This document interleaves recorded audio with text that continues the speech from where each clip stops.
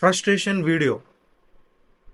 బేసిక్గా ఈ ఫ్రస్ట్రేషన్ వచ్చింది నా ఇన్స్పిరేషన్ అయిన బార్బెల్ పీచ్ మీటింగ్స్ ఏదైతే ఛానల్ నేను రెగ్యులర్గా చూసి ఈ ఎంటర్టైన్మెంట్ ఛానల్ ఏదైతే స్టార్ట్ చేసినానో ఆయన మీద స్ట్రైక్ వేశారు, copyright strike. Whatever reason it may be. Copyright strike వేసే ముందు మీకు ఇంతనన్నా తెలివి ఉందా? కాపీరైట్ ఎట్లా వేస్తారండి అసలు? He took permission, he asked you in Twitter, which is a better platform to ask in. Public platform, మంచి ఎవిడెన్స్ ఉంటుంది, అన్నీ ఉంటాయి. ఓకే, హౌ హౌ అంటున్నా నేను. హౌ నాకు అక్కడ అర్థమైన లాజిక్ ఏంటంటే, ఆయన బార్బెల్ బిర్యానీ అనే అకౌంట్ నుంచి మీకు మెసేజ్ చేశాడు, అందులో మీకు పర్మిషన్, అందులో మీరు ఆయనకు పర్మిషన్ ఇచ్చారు. ఓకే, కానీ రిలీజ్ అయింది బార్బెల్ పిచ్ మీటింగ్స్, సో అందుకే స్ట్రైక్ వేశారేమో అనుకుందాం. కానీ అడిగింది ఆ పర్సనే కదా, సుశాంతే కదా అడిగింది. మళ్ళీ ఎందుకు అయ్యే కథలు బ్రో? మీకు రిప్రజెంట్ చేసేటోడు ఎవరు లేకపోవచ్చు, కానీ రెజొనేట్ చేసేవాడు ఉన్నాడు. మీ నుంచి ఇన్స్పిరేషన్ తీసుకొని ఛానల్ ఓపెన్ చేసినాను నేను, ఎంటర్టైన్మెంట్ ఛానల్. రివ్యూస్ చేయడానికి కాదు, ఆ సినిమా కంటెంట్ లాగా వాడుకొని దాని మీద రోస్ట్ చేయడానికి, ఇంకా నా నా వ్యూవర్స్కి ఎంటర్టైన్మెంట్ ఇవ్వడానికి. బేసిక్గా దానికే నేను ఓపెన్ చేసాను. RX4 ఎంటర్టైన్మెంట్ అనే దానికి కూడా రీజన్ అదే. సరే, దీని గురించి కొంచెం బ్రాడ్గా మాట్లాడుకుందాం. దానికంటే ముందు ఒక చిన్న ఎక్స్ప్లెనేషన్ ఇవ్వాలనుకుంటున్నాను నా సైడ్ నుంచి. ఇది కొంచెం పర్సనల్ అనమాట. కాకపోతే నాకు నా లైఫ్లో జరిగినది ఏదైతే ఇన్సిడెంట్ జరిగిందో అది మీతో షేర్ చేసుకోవడం నాకు చాలా ఆనందంగా ఉంటుంది, అందుకే షేర్ చేసుకుంటున్నా. అంటే ఇది నా జీవితంలో ఆనందం తీసుకొచ్చిన ఇన్సిడెంట్ కాదు, కానీ మీకు ఒక లెసన్ లాగా, ఒక మంచి లెసన్ లాగా మీకు అర్థమవుతుంది. దీన్ని as fun as possible explain చేద్దాం అనుకుంటున్నా. బేసిక్గా ఫాట్ అనేది ఒకటి ఉంటుంది. మనము జనరల్గా బాంబ్ అని వాడతాము, కానీ మన తెలుగు భాషలో పిత్తు అంటారు. కొంచెం విలేజ్ స్టైల్లో వెళ్తే, తెలంగాణ స్టైల్లో వెళ్తే పిత్తు అంటారు. ఫాట్, ఇందులో 2 రకాలు ఉంటాయి. దీన్ని ఎగ్జాంపుల్గా వాడుతున్నాను నేను యాక్చువల్గా, కానీ మీకు మీనింగ్ తర్వాత అర్థమవుతుంది. ఫాట్ ఇందులో 2 రకాలు ఉంటాయి. ఒకటి వాసన వచ్చేది, ఒకటి వాసన రాంది. వాసన వచ్చేది ఎప్పుడు సైలెంట్గా వస్తుంది, వాసన లేనిది ఎప్పుడు సౌండ్తో వస్తుంది. వాసన వచ్చేదానికి, సరే వాడు ముందు రోజు బిర్యానీ తిన్నాడు, లేదంటే వాడికి కడుపు డిస్టర్బ్ ఉంది, ఏదో ఉంది, అందుకే వాసన వచ్చింది అనుకుందాం. చలోరా భయ్, నీ కడుపు బాగాలే కదా, వదిలేస్తాం. కొన్ని సౌండ్ వచ్చేది ఉంటాయి, కొంచెం ఎంబారసింగ్ ఉంటుంది పబ్లిక్ ప్లేస్లో. బేసిక్గా మనం వేరేది ఇది పిలుస్తున్నాం అంటే మనం పబ్లిక్ ప్లేస్లో ఉన్నట్టు, లేకపోతే ఆ చుట్టుపక్కల ఉన్నట్టు సౌండ్ వచ్చేది ఉంటుంది, ఎంబారసింగ్ ఉంటుంది, వినడానికి కూడా కొంచెం అన్కంఫర్టబుల్గా ఉంటుంది. But it's okay, it's part of life కాబట్టి వినొచ్చు. కానీ ఇది ఒక రియల్ లైఫ్ ఎగ్జాంపుల్ లాగా తీసుకుందాం. వాసన వచ్చే దాంట్లో కనీసం మ్యాటర్ అని ఉంటుంది. ఓకే, కడుపులో ఏదో ఉందరా భయ్, గట్టే తిన్నావు అని చెప్పేసి. సౌండ్ వేసేదానికి ఏ మ్యాటర్ ఏమి ఉండదు, జస్ట్ అది గ్యాస్ అంతే. ఫేక్తారు అంతే. ఎందుకు ఫేక్తారా? ఎందుకు అవసరం ఏముంది అంతగనము? ఫేకి మీకు బోర్ కట్టదా? నాకు అర్థం కాదు. అంతగనం ఫేకే అవసరం ఏంట్రా? అబద్ధాలు, అన్నీ అబద్ధాలే. జీవితం మొత్తం చూసుకుంటే అబద్ధాలు అబద్ధాలు అబద్ధాలు. ఎందుకు చెప్తారు అబద్ధాలు? ఇలా ఇలా చెప్తున్నానని ఎవడైనా పర్సనల్గా తీసుకోండి, ఏమని అనుకోండి. నాకు ఫ్రెండ్స్ ఏం అవసరం లేదు, నాకు ఉన్నవాళ్ళు చాలు. ఉన్నవాళ్ళు లేకపోయినా కూడా పర్లేదు, ఎందుకంటే మనం ఎవరి దగ్గర ఆశించము, ఎవరి మీద పడి బతకం. నాకు ఒక ఇన్స్టింక్ట్ ఉందండి, ఎప్పుడైనా ఎవడైనా చుట్టుపక్కల ఉన్నాడు లేనిది ఉన్నట్టు చెప్పాడు అనుకోండి, నాకు కాలుతుంది, సర్రమంటది. ఏదైనా ఒక్కసారి వినడమే ఇంకా నాకు చిరాకు. అంటే ఆ పర్సన్ నుంచి మళ్ళీ మళ్ళీ మళ్ళీ మళ్ళీ అదే వస్తుంటే నాకు నచ్చట్లేదు. నాకు వినాలని లేదు, నాకు చెప్పకు. నన్ను కలిస్తే కూడా హాయ్ చెప్పేసాయి, షేకండి, కావాలంటే హగ్గి, ఓకే తీసుకుంటా, కానీ నాకు చెప్పకు. వినబుద్ధి అవ్వట్లేదు, చిరాకేస్తుంది నాకు. ఆ టైంలో కోపం ఇంకా కడుపులో నుంచి బయటికి వచ్చి కుట్టాలన్నంత ఇరిటేషన్ వస్తుంది. కాకపోతే కంట్రోల్ చేసుకుంటా ఉంటా. సరే, నువ్వు చుట్టుపక్కల ఉన్నందుకు నాకు ఏం ఫ్రస్ట్రేషన్ రాదు, కానీ నువ్వు పేక్తో చూడు, అందులో ఒక నిజం ఉండదు. ఆ అబద్ధాన్ని వినలేక నేను అనుభవించే వేదన మరో రకంగా ఉంటుంది. ఇన్ని రోజులు ఆగుదాం ఆగుదాం, పోన్లే అని వదిలేసిన, కానీ ఇప్పటి నుంచి అస్సలు వదలడం కాదు కదా, అసలు నీతో పట్టుకోవడం కూడా వేస్టే. నాకు బురద అంటుంది, నాకు అవసరం లేదు. అరే Rohit, if you know you know. Okay, బాగా సీరియస్ అయిపోయాను. Anyways, let's get back to barbell pitch meetings. అరే బేబీ సినిమా అది చూడడమే ఒక టైం వేస్ట్ అంటే, నేను సినిమాకి వెళ్ళలేదురా, టికెట్ తీసుకోలేదు, మూవీకి వెళ్ళలేదు. ఆహాలో రిలీజ్ అయితే కూడా సంవత్సరం అయింది రిలీజ్ అయితే. మొన్న మొన్న చూసా, అది కూడా ఎప్పుడు, బార్బెల్ పిచ్ మీటింగ్ ఆ అన్న నేను పిచ్ మీటింగ్ చేయబోతున్నాను అని చెప్తే, సరే ఆయన పిచ్ మీటింగ్ అర్థం కావాలంటే మనం సినిమా చూడాలి, ఏముందిరా మ్యాటర్ ఇందులో సినిమాలో అని చెప్పేసి చూసిన. నా జీవితంలో 3 hours వేస్ట్. ఎందుకురా మరి అట్లా అంటున్నావు? బేబీ సినిమా చాలా మందికి నచ్చింది కదా అంటే, అందులో ఏం లేదురా, మీకు అర్థం కావట్లేదు. వాడు ఒకడు ఉంటాడు, క్యారెక్టర్ ఏంట్రా వాడిది, ఒక ఆటో తోలుతూ ఉంటాడు, కష్టాలు పడుతూ ఉంటాడు, అన్నీ చేస్తూ ఉంటాడు. కానీ అంత కష్టపడినా కూడా అసలు ఒక అమ్మాయి నీతో ఎందుకు ఉండాలిరా? ఎందుకు ఉండాలి? నువ్వు ఆటో నడుపుతున్నావు ఓకే, సరే అది సిన్సియర్గా నడుపుతున్నావా? లేదు. బయటికి వెళ్ళి ఆటో డ్రైవర్స్ని అడగండి రా, వాళ్ళు ఎంత కష్టపడతారో. అమ్మాయి వెంటబడి దా దాన్ని పటాయించినాక, అది నీ గర్ల్ ఫ్రెండ్ అయినాక, ఉన్నది లేనిది అన్నీ అమ్ముకొని ఫోన్ ఇప్పించి దాంతో తిరిగి దాన్ని ఫ్రీగా కాలేజ్లో ఇచ్చిపెట్టి, ఇవన్నీ ఏంట్రా అసలు? ఒక డబ్బులకి కష్టపడుతున్న పర్సన్ అలాంటివి ఎప్పుడు చేయడు. డబ్బులు ఎక్కువ పేరెంట్స్ ఇస్తున్నారు, నీకు పేరెంట్స్ జాబ్లో వేస్తున్నారు, కష్టం తెలియదు అన్నవాడే అట్లా చేస్తాడు. వాడే ఆటో నడుపుకుంటా వాడు ఇట్లాంటి లెక్కలు చేస్తాడు. అది నేను నమ్మాలి, అది నేను చూడాలి. 3 గంటలు నేను అదే చూడాలి. మళ్ళీ లాస్ట్లో వాడు తాగుబోతు అయిపోతాడు.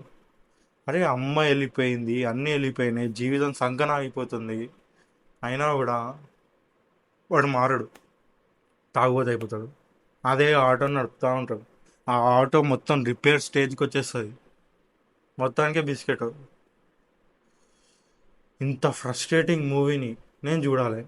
ఆడ అంత లెక్కలు వేస్తూ ఉంటాడు కదా, దాని మీద అరుస్తాడు, దాని మీద అది చేస్తాడు, సరిగ్గా ఉండదు, ఇల్లు ఉండదు, ఇన్కమ్ ఉండదు, ఏముండదు. అది ఎందుకు రావాలరా ఒక అమ్మాయి నీ దగ్గరికి? ఎందుకు రావాలి? I'm telling it to every youngster who is watching this movie and also who has watched baby movie. అసలు ఎందుకు అసలు అమ్మాయి రావాలి మీ జోలికి, మీ దగ్గరికి ఎందుకు రావాలి? సరే వాడు ఓడో ఐఫోన్ ఇప్పించి అది ఇప్పించి అమ్మాయిని వల్ల వేసుకుంటున్నాడు, అమ్మాయి వాడితో తిరుగుతుంది వీడితో తిరుగుతుంది అని చెప్పేసి ఉంది సినిమా. ఓకే, అది రియాలిటీలో కొంచెం జరుగుతుంది. కానీ అబ్బాయిని నేను అడుగుతున్నా, ఎందుకు? Why should a woman come to you when you don't have anything? Why should a woman come to you? నీకు నీ మీదనే సెల్ఫ్ రెస్పెక్ట్ ఉండదు, నీకు నీ మీదనే గర్వం ఉండదు. ఒక అమ్మాయి వస్తే సొల్లు కాడుచుకుంటూ వెళ్ళిపోతారు. కొంతమంది గురించి మాట్లాడుతున్నా నేను, కొంతమంది యంగ్స్టర్స్ గురించి మాట్లాడుతున్నా. ఒక అమ్మాయి వస్తే సొల్లు కాడుచుకుంటూ వెళ్ళిపోతారు. నా ఫ్రెండ్స్లో కూడా చాలామంది ఉన్నారు ఇలా. ఇట్లాంటి వాళ్ళతో నేను చాలా దూరంగా ఉంటా. అట్లాంటి మాటలు మాట్లాడితే కూడా నేను చిరాకు పడతా. అసలు ఎందుకు అంత తుత్తరి ఎందుకు? హార్మోన్స్ ఉంటాయి, నాకు హార్మోన్స్ ఉంటాయి, నేను అలాంటివన్నీ చేశా. కానీ ఒక మెచ్యూర్డ్ ఉన్నవాడు కూడా ఇంతే, ఇదే బతుకు. అదో పెద్ద, ఇంకా నాకు నాకు చాలా చాలా అంటే చాలా కోపం వస్తుంది ఈ విషయంలో అయితే. నేను అలాంటి అపోజ్ చేస్తున్నప్పుడు కూడా నన్ను చాలామంది, ఇంకా నువ్వు గేవిరా, నీకు అమ్మాయిల మీద ఉండదు, నీకు అబ్బాయిల మీదనే ఉంటుంది అన్నీ అనేసి అలా మాట్లాడిన వాళ్ళు కూడా ఉన్నారు. నాకు నచ్చదు నేను వెళ్ళను, అది వచ్చినా నేను తీసుకోను. నాకు ఒక అమ్మాయి క్యారెక్టర్ ఎట్లాంటిది, అది నాతో ఉండగలుగుతుందా లేదా, అదే నాకు చాలా ఇంపార్టెంట్. నేను చేస్తా ప్లే బాయ్ లెక్కలు అన్నీ చేస్తా, ఓ 10 మంది అమ్మాయిలను పట్టుకొని తిరగగలుగుతా నేను. కానీ టైం బుక్క, పైసలు పూడ్చిపోతాయి. ఇంకా నాకు బూత్ వచ్చింది, నేను ఆపుకున్నా. నా ఛానల్లో నేను బూత్ వాడొద్దు అనుకుంటున్నా, అండ్ వాడినా కూడా అది బీప్ వేసేద్దాం అని అనుకుంటున్నా. నా ఛానల్ నేను ఎంత ప్యూర్గా ఎంటర్టైన్మెంట్ పర్పస్గా పెట్టాలనుకుంటున్నా అలాగే పెడతాను నేను ఛానల్. దాని మీద ఆయన పిచ్ మీటింగ్ చేశాడు. He has a opinion on it, he wants to review it.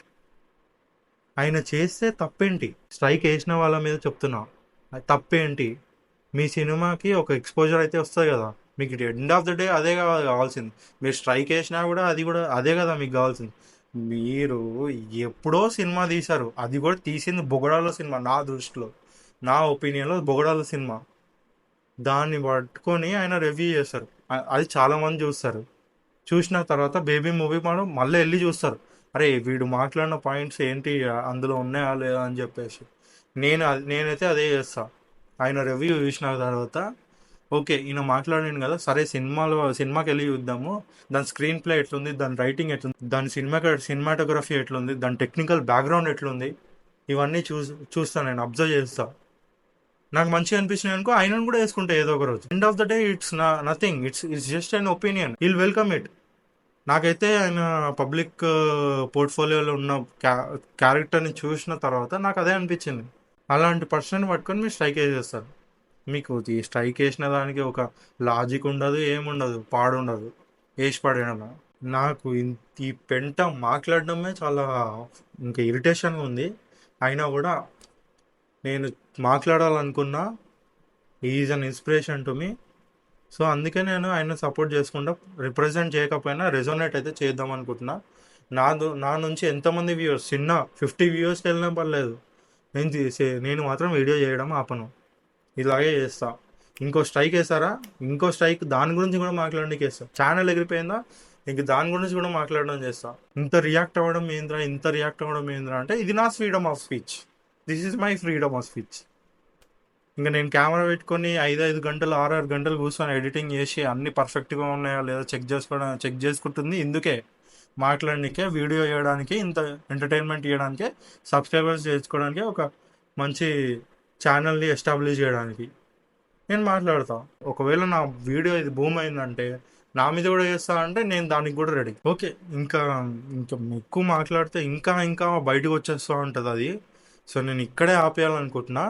But if at all anything happens next, then I will make a next video. ఇంకా పోయే ముందు లాస్ట్కి ఒక్కసారి let's go back to that అబద్ధం thing. నేను first స్టార్టింగ్లో మాట్లాడినా కదా, దాని గురించి మాట్లాడాను. అబద్ధాలు చెప్పకండి రా, ఎస్పెషల్లీ నా ముంగటైతే చెప్పకండి. ప్రతిసారి అబద్ధం చెప్తే ఇంకా అది మైండ్కి ఎక్కి మైండ్ అనేది అయిపోతుంది రా, ఒక ముద్దలాగా అయిపోతుంది, ఏముండదు. అట్లాంటి ఫీలింగ్ ఇంటర్నల్గా వస్తూ ఉంటుంది. నాకు తెలిసి ఇట్లాంటి వాడు ప్రతి ఒక్క గ్రూప్లో ఉంటాడు. If you know what I'm saying, then you will agree with me. So అబద్ధాలు చెప్పకండి, ఎంత కష్టమైనా నిజమే చెప్పండి. ఏం కాదు, పోతే పోయింది. మస్తు మంది దోస్తులు దొరుకుతారు. ఒక బండి వేసుకొని రోడ్డు మీద కిలోమీటర్లు పోతున్నారు.